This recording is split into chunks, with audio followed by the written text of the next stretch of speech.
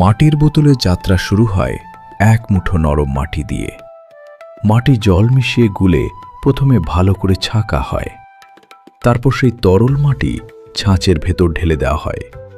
ছাঁচের ভিতরেই ধীরে ধীরে বোতলের পুরো আকৃতি তৈরি হয়, গলা, পেট, তলা সব একসাথে। ছাঁচ রোদে শুকোতে শুকোতে মাটি শক্ত হয়ে ওঠে, নিজেদের দাঁড়াবার শক্তি পায়। শুকালে ছাঁচ খুলে বোতল বের করা হয়। এরপর রং, পলিশ আর ক্যাপ লাগিয়ে একটা সম্পূর্ণ মাটির বোতল তৈরি হয়। মাটির বোতলের সবচেয়ে বড় উপকারিতা, এতে রাখা জল স্বাভাবিকভাবেই ঠান্ডা থাকে। ফ্রিজ বা বিদ্যুতের দরকার হয় না।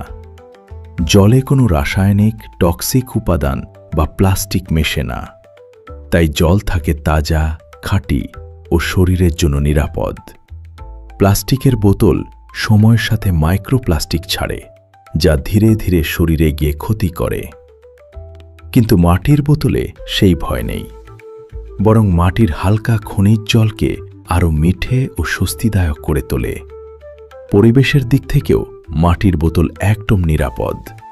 ভেঙে গেলেও আবার মাটিতেই মিশে যায়, প্রকৃতিকে দূষণ করে না। আর সবচেয়ে সুন্দর ব্যাপার, এগুলো স্থানীয় শিল্পীদের হাতে তৈরি।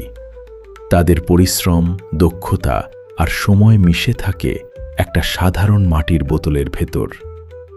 মাটির বোতল স্বাস্থ্যকর, পরিবেশ বান্ধব, প্লাস্টিকের থেকে অনেক ভালো, আর আমাদের দেশের মানুষদের হাতে তৈরি এক টুকরো প্রকৃতি।